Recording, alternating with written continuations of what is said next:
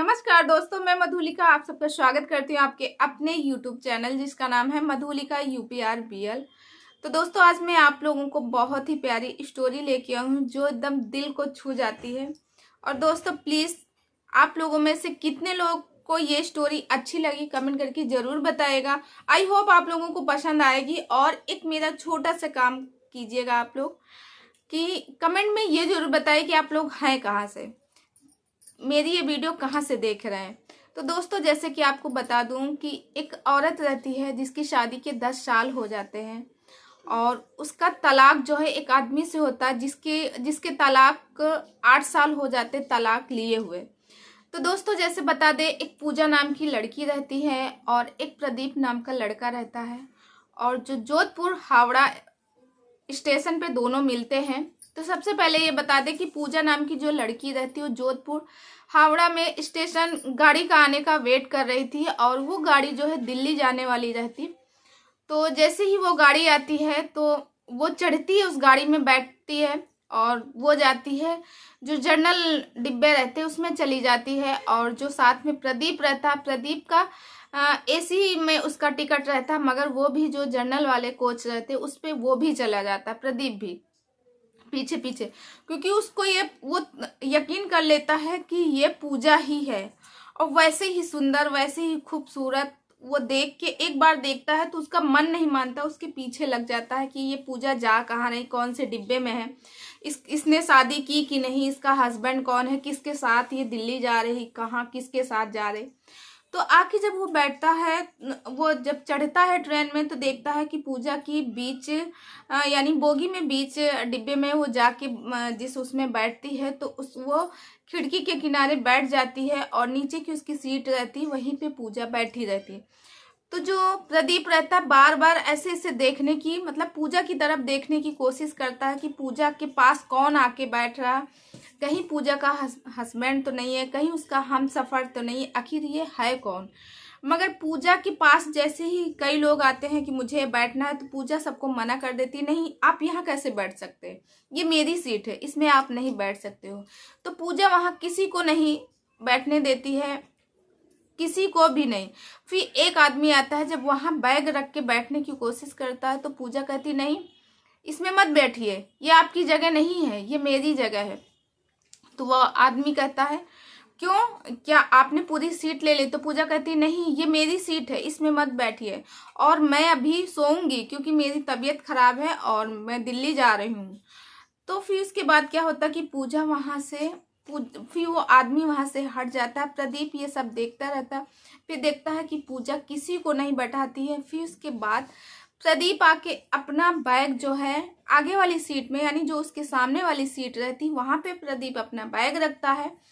जैसे ही बैग रखता है और बगल में बैठने की कोशिश करता है तो पूजा कहती अरे हटो, क्योंकि पूजा खिड़की की तरफ देख रहती है, विंडो की तरफ, वो साइड में नहीं देखती है कि कौन है, क्योंकि प्रदीप पूजा को देख चुका था मगर जो पूजा है वो प्रदीप को नहीं देखी थी। तो वो मना कर देती है, अरे कौन है, यहाँ मत बैठो, ये मेरी सीट है। तो वो कहता है कि मैम अभी आपका, जब आपको सोने का टाइम आएगा तो मैं अपना बैग हटा लूँगा और वैसे भी अभी सोने का टाइम नहीं है। जैसे ही पूजा प्रदीप की आवाज़ सुनती है वैसे पूजा जो है प्रदीप की तरफ देखती है। जब पूजा प्रदीप की तरफ देखती है तो वो चौंक जाती है कि प्रदीप, मतलब 2 मिनट के लिए उसका मुंह का खुला रह जाता है, वो प्रदीप को ऐसे देखने लगती है और प्रदीप जो है पूजा को देखने लगते हैं। फिर उसके बाद वो कहती अच्छा ठीक है चलो बैठ जाओ। फिर उसके बाद वो बैठ जाती है, यानी वो बैठ जाता है उसके सामने और बैग भी रखा रहता है। फिर दोनों में बातें होती है, बातें होती रहती हैं। फिर वो पूछता है प्रदीप कहाँ जा रही हो पूजा। तो पूजा बोलती है कि मैं दिल्ली जा रही हूँ। अच्छा दिल्ली जा रही हूँ, क्या हुआ तुम्हें, इलाज के लिए दिल्ली जा रही हूँ। तो वो कहती है नहीं मैं तो दिल्ली पहली बार जा रही हूँ, मैं इलाज के लिए नहीं, मुझे क्या हुआ, मैं तो ठीक हूँ। तो वो कहता है कि नहीं अभी आप बात कर रही थी ना कि मैं दिल्ली जा रहा हूँ, मुझे लेटना है, तो मैं सोचूं कि आपको कोई प्रॉब्लम है, कोई बीमारी हुई है। तो वो कहती नहीं मुझे कुछ भी नहीं हुआ है और मैं दिल्ली जा रही हूँ, मेरी एक फ्रेंड है उससे मिलने के लिए उसने मुझे बुलाया है और मैं दिल्ली फर्स्ट टाइम जा रही हूँ। फिर उसके बाद वो प्रदीप से पूछती है प्रदीप आप कहाँ जा रहे हो? प्रदीप भी कहते हैं जब से तुम लाइफ में चली गई उसके बाद से हम दिल्ली शिफ्ट हो गए और मेरे मम्मी पापा भी यानी माँ बाप भी दिल्ली में रहते हैं। उसके बाद फिर दोनों लोगों में बातें होती रहती कि शादी क्यों नहीं की। प्रदीप जब पूजा से पूछता है पूजा तुमने शादी क्यों नहीं की, तो पूजा कहती नहीं शादी नहीं करना है, मगर हाँ हम दिल्ली जा रहे हैं, शादी के सिलसिले में ही जा रहे हैं। मेरी फ्रेंड ने एक रिश्ता देखा है, वहाँ मैं जाके एक लड़के को देखूंगी, तब मैं शादी के लिए, अगर लड़का अच्छा हुआ तो मैं शादी कर लूंगी। तो प्रदीप से पूछती है तो प्रदीप भी कहता हाँ अभी हमने शादी नहीं किया, मगर हाँ हम भी बहुत जल्द शादी करने वाले। मगर प्रदीप जब पूजा से ये सुनता है कि पूजा कह रही है कि मैं अब शादी करने वाली हूँ, तो प्रदीप को अंदर ही अंदर दुख होता है और अंदर ही अंदर वो रोए जाता। फिर उसके बाद प्रदीप मतलब थोड़ा सा शाम हो जाती है, फिर उसके बाद ठंड होने लगती। पूजा कम्बल निकालती है क्योंकि सारे जितने लोग रहते हैं पैसेंजर सब कम्बल निकाल के अपना ढकते हैं, कोई चादर निकालता है, मगर प्रदीप तो वैसे भी प्रदीप कुछ नहीं लेके आया। तो पूजा कहती प्रदीप तुम नहीं लेके आए, तो प्रदीप कहता नहीं अरे यार मैं तो भूल ही गया, मैं तो लाया ही नहीं, क्योंकि प्रदीप तो एसी डिब्बे में जाता, एसी डिब्बे में तो सब कुछ मिलता है, मगर प्रदीप वहाँ पे नहीं बताता कि मेरी एसी की टिकट थी। फिर इसके बाद दोनों लोग आपस में बातें करते हैं। फिर पूजा कहती है कि अरे प्रदीप अब खाने का टाइम हो गया, चलो खाया जाए। तो प्रदीप कहता नहीं मैं तो कुछ नहीं खाऊंगी, तुम खा लो। तो फिर इसके बाद पूजा कहती है नहीं मैं खाना लेके आई हूँ, 2 रोटी लेके आई हूँ, एक तुम खा लो एक हम खा लें। तो प्रदीप कहता है अरे पूजा इसमें ना तो तुम्हारा पेट भरेगा और ना ही मेरा पेट भरेगा, ऐसा करो तुम ही खा लो। तो कहती है कम से कम आज के दिन ही आप मेरे हाथ का ही खा लीजिए, एक ही रोटी, क्योंकि हम दोनों लोग ऐसे ही बहुत ज़्यादा एडजस्टमेंट किए हैं लाइफ में पहले भी। तो दोस्तों जैसे कि आपको बता दें कि प्रदीप और जो पूजा की शादी रहती है, शादी के सिर्फ 2 साल बाद दोनों लोगों को तलाक हो जाता है। तलाक किस कारण से होता है ये भी मैं आपको इस वीडियो में आगे बताती हूँ। फिर इसके बाद प्रदीप से जब पूजा की ये बात होती है तो फिर उधर से तब तक प्रदीप को लगता है कि वेटर लोग आते रहते हैं मतलब खाने के लिए। तो पूजा से बोलता है पूजा पिज्ज़ा खाओगी? तो पूजा कहती हाँ ठीक है ले लो। तो एक पिज्ज़ा लेते हैं और साथ में उनकी रोटी रहती, दोनों लोग पार्टनरशिप होके आधा आधा करके खा लेते हैं। फिर उसके बाद दोस्तों जब खा लेते हैं, खाने पीने के बाद फिर ठंड लगती है। तो पूजा कहती प्रदीप तुम तो ठंडा रहे हो, तुम्हें तो सर्दी लग जाएगी। तो प्रदीप कहता नहीं मुझे कोई ठंड वंड नहीं लगती, मुझे सर्दी नहीं लगती। मगर जो प्रदीप रहता है फिर भी कांपता रहता है। फिर उसके बाद पूजा कहती है अच्छा आओ इसी कम्बल में आ जाओ, तुम भी इसी में ढक लो। फिर प्रदीप जो है ढक लेता है। फिर आगे चल के जैसे ही एक स्टेशन आता है, वहाँ एक लोग आ जाते हैं जो बगल वाली सीट के रहते। तो जो पूजा रहती उसको बैठने नहीं देती, वो बोलती तुम यहाँ कैसे? अरे ये सीट तो मेरी पूरी है। तो वो कहता है नहीं मैडम आपकी एक सीट है। तो वो कहती नहीं मेरी ये पूरी सीट है। तो वो कहता है मैडम जब सोने के टाइम होता है तब एक सीट मिलती है पूरी, नहीं तो सोने के टाइम पे एक लोग की ऊपर की रहती, बीच की रहती, फिर नीचे की रहती। मैम ये जो आपके बगल की सीट है ये मेरी सीट है, वो टिकट दिखाता है। फिर प्रदीप जो है पूजा को समझाता है कि हाँ पूजा जब सोने के टाइम होता है तब ऐसा, तब एक एक सीट मिलती है, नहीं तो 3 लोग आराम से हम लोग बैठ सकते हैं। तो फिर वो बैठता है और प्रदीप और पूजा में बातें होती रहती हैं। पूजा पूछती है और मम्मी कैसी है, माँ कैसी है, सब कुछ। तो दोस्तों आप लोगों को बता दूं प्रदीप और पूजा का तलाक कैसे होता है, क्योंकि प्रदीप जो होता है बहुत पीता है, बहुत ज़्यादा ड्रिंक वगैरह करता है। हाँ फिर उसके बाद पूजा कहती है जब खाने का टाइम होता है, जब खाना, पूजा कहती है अरे प्रदीप तुम तो अभी कुछ और ही पियोगे। तो बोलता है नहीं मैंने सब कुछ छोड़ दिया है। तो कहता अरे तुमने छोड़ दिया? तुम, मुझे तो विश्वास ही नहीं। तो कहता बिलीव कीजिए मैंने छोड़ दिया, तुम्हारी कसम। तो कहती है मेरी कसम मत खाओ। अरे मैं कौन हूँ मेरी कसम? तो बोलता है कि अपनी माँ बाप की कसम खा के कहा मैं पीना छोड़ दिया और मैं अब कभी नहीं पीऊँगा। फिर उसके बाद जो प्रदीप और पूजा रहते हैं आपस में बातें करते रहते हैं। फिर जो बगल में बंदा बैठा रहता है वो ऊपर वाली सीट में सोने को चला जाता है। फिर उसके बाद पूजा और प्रदीप उसी कम्बल को ढके रहते हैं। फिर उसके बाद प्रदीप और पूजा कहते हैं कि अब मुझे नींद आ रही। तो दोनों लोग अपोजिट साइड में, मतलब एक लोग इधर का सिर करते हैं, एक लोग ऐसे करके और यूं करके सो जाते हैं। फिर सोते हैं। फिर सोने के बाद फिर पहुंच जाते हैं। जैसे ही दिल्ली का स्टेशन आता है, नई दिल्ली पहुंचते हैं। फिर उसके बाद पूजा उतर जाती है तो प्रदीप कहता है, हाँ, उसी बीच में प्रदीप को ठंड बहुत लगती है। तो पूजा ने कहा, अरे प्रदीप, तुम्हें तो ठंड बहुत लग रही और तुम्हें ठंड ज़्यादा लग जाएगी। और फिर उसके बाद उसको अपना एक मफलर देती है। जब मफलर को वो बांधता है तो वो कहता, अरे पूजा, मफलर तो बहुत अच्छा है, तुमने बनाया क्या? तो कहती, हाँ, ये मफलर मैंने बनाया है, जिससे मेरी शादी होने वाली, उसी को मैं गिफ्ट लेके जा रही थी, मगर खैर कोई बात नहीं, अब ये आप रख लो। तो प्रदीप कहता है, नहीं पूजा, मैं नहीं रखूंगा। तो वो कहती, नहीं, रख लीजिए, कम से कम एक मफलर ही मेरी याद तो तुम्हें दिलाता रहेगा, रख लीजिए। तो प्रदीप जो है वो मफलर रख लेता है और उसकी जेब में 2 से 250 के आसपास उसके रुपए रहते हैं। वो पूजा को देने की कोशिश करता है। पूजा कहती, नहीं प्रदीप, मुझे पैसा नहीं चाहिए, क्योंकि मेरी फ्रेंड आ रही, उससे मेरी बात हुई, वो स्टेशन पे मुझे लेने के लिए आ रही। तो प्रदीप बोलता, अरे पूजा, क्या हुआ, तुम रख लो ना, पैसा तुम्हारे काम आएगा। तो कहती, नहीं, मुझे मेरे काम नहीं आएंगे पैसे। तो फिर पूजा पैसे नहीं लेती है। और उसी बीच बातें करते करते पूजा की फ्रेंड आ जाती है और पूजा चली जाती है अपनी फ्रेंड के साथ में और प्रदीप चला आता है अपने घर।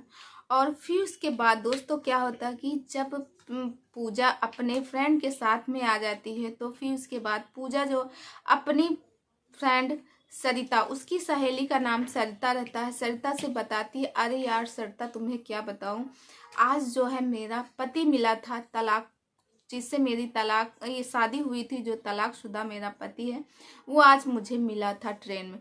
तो सरिता बोलती, तुमने उससे बात तो नहीं की? उससे बात मत करना, उससे पछतावा होगा कि तुम कितनी सुंदर हो, सुंदर होने के बाद, और कितनी नेक हो, मगर उसने तुम्हें तलाक दे दिया, कैसा है वो।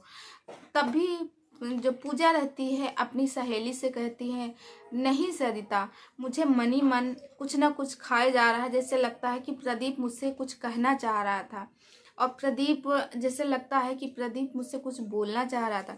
वो कहता, अरे छोड़ो, अगर यही होता तो वो पहले ही तुम्हारी केयर करता ना, वो तो कोई केयर ही नहीं करता तुम्हारी, वो तो सिर्फ पीता और खाता है। तो वो कहती है, नहीं नहीं सरिता, अरे प्रदीप अब बहुत सुधर गया है, ना तो वो पीता है और ना ही कुछ खाता है, अब उसके अंदर कोई ऐप नहीं है, अब दिल्ली में ही रहते हैं वो और उसकी माँ, दोनों लोग, उसके माँ यानी उसकी फैमिली जो है दिल्ली में रहती।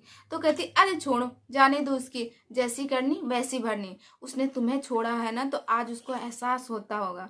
फिर इसके बाद पूजा और सरिता अपने रूम पे जाते हैं, फिर वहाँ बातें करती हैं वो लोग।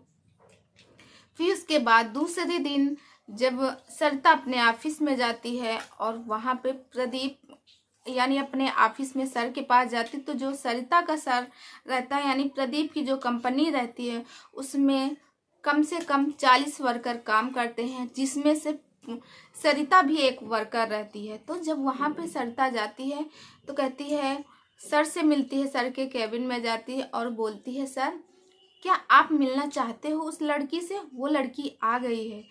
तो वो बोलता है प्रदीप, हाँ मैं, अरे यार सरिता, तुमने तो बताया नहीं, मैं उस लड़की से मिलना चाहता हूँ। हाँ, मिलवाया नहीं यार, कैसी है वो लड़की। तो फिर उसके बाद वो दूसरे दिन सरिता जो है पूजा को अपने साथ लेके जाती है और जैसे ही दूसरे दिन ऑफिस पहुँचती है और फिर अपने सर के कैबिन में लेके जाती है सरिता को, सरिता जो है पूजा को लेके जाती है। और फिर जैसे ही अंदर जाती है तो सरिता कहती है, सर मैंने जिस लड़की के बारे में बात किया था वो लड़की आ गई है, मिल लीजिए, यही वो लड़की है। तो जैसे पूजा प्रदीप को देखते हैं और प्रदीप पूजा को देखते हैं, दोनों लोग अकबक हो जाते हैं, 10 मिनट तक एक दूसरे को देखते ही रहते हैं। वो बोलते तुम, वो कहते तुम। फिर उसके बाद क्या होता है कि जो प्रदीप रहता पूजा से कहता, पूजा तुम अभी कुछ मत बताना सरिता से कि हम लोग एक दूसरे को जानते हैं, ये हमारी शादी हुई थी, हम ही हैं, अभी मैं सरिता से बात करता हूँ। तो वो, अरे सरिता, तुम तो कह रही थी कुंवारी लड़की है, ये तो शादीशुदा लग रही। तो सरिता बोलती है, नहीं सर, ये कुंवारी लड़की है, ये शादीशुदा नहीं है, हमने आपसे बताया था ना, इसके माँ बाप गरीब हैं, तो 30 साल की हो गई, अभी इसकी शादी नहीं हुई। तो कहता है, नहीं सरिता, मुझे तो लग रही है शादीशुदा है। तो कहते हैं, नहीं सर, क्योंकि ये गरीब फैमिली से है और परिवार की कंडीशन ज़्यादा अच्छी नहीं है, जिसकी वजह से आपको लगता है इसकी एज जो है 30 साल की हो गई, इसकी अभी शादी नहीं हुई। फिर उसके बाद प्रदीप और जो सरिता रहते हैं हंसते हैं और कहते हैं, अरे सरिता, जिसे तुम दिखा रही हो ना, यही वो लड़की है, इसी से तो मेरी शादी हुई थी। तब सरिता को लगता है, क्या?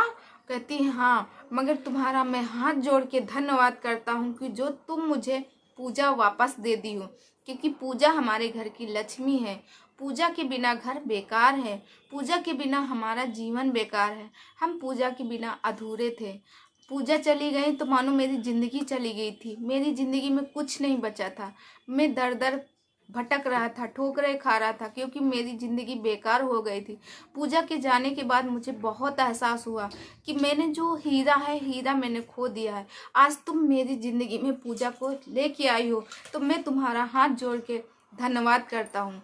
ऐसे करके प्रदीप जब सरिता से कहता है तो सरिता उसके हाथ पकड़ लेती है और कहती है, नहीं सर। तो वो कहता है कि सरिता, वैसे तुम मेरी, जब मैं नहीं रहता हूँ तो मेरी कंपनी को बहुत अच्छे से संभाल लेती हो, क्योंकि तुम बहुत ही होशियार हो। तो वो बोलती है कि सरिता, तुमने कहीं पूजा से तो ये नहीं बताया था कि मैं शादीशुदा नहीं हूँ? तो वो कहती है, नहीं सर, मैं झूठ बोलती हूँ, मगर इतना भी झूठ नहीं बोलती हूँ कि मैं उससे बताऊंगी कि तुम शादीशुदा नहीं हो। मैंने उससे बताया था कि आप शादीशुदा हो। तो जैसे करके फिर दोनों लोग एक हो जाते हैं और उसी जगह पे सरिता और खुश हो जाती है और पूजा और प्रदीप एक दूसरे को गले मिलते हैं। यूं मानो बहुत दिन बाद दोनों एक दूसरे के लिए ही बने हुए थे। दोनों धन्यवाद करते हैं सरिता का कि सरिता हमारी ज़िंदगी में वापस पूजा को लाने के लिए, और पूजा कहती है हमारी ज़िंदगी में प्रदीप को लाने के लिए। फिर उसके बाद जो प्रदीप रहता है पूजा को अपने घर लेके जाता है, अपनी माँ बाप से बताता है। जैसे ही जाता है तो कहता है, माँ देखो तुम्हारी बहू आ गई है। तो उसके माँ और बाप बहुत खुश होते हैं, क्योंकि जब सरिता के, तो यहाँ पे दोस्तों मैं थोड़ी सी कहानी बीच की बताती हूँ। यहाँ उस जगह पे, क्योंकि उसके माँ बाप जो हैं बहुत पसंद करते हैं पूजा को। जब प्रदीप ड्रिंक करता था, पीता था, किसी की नहीं सुनता था, माँ बाप की किसी की नहीं, तो जो पूजा के सास ससुर हैं यानी प्रदीप के माँ बाप हैं, उन्होंने ही कहा था कि बेटी तुम अपनी ज़िंदगी दोबारा शुरू कर लो, इसको छोड़ दो, ये तो ऐसे ही तुम्हारी ज़िंदगी बर्बाद कर देगा।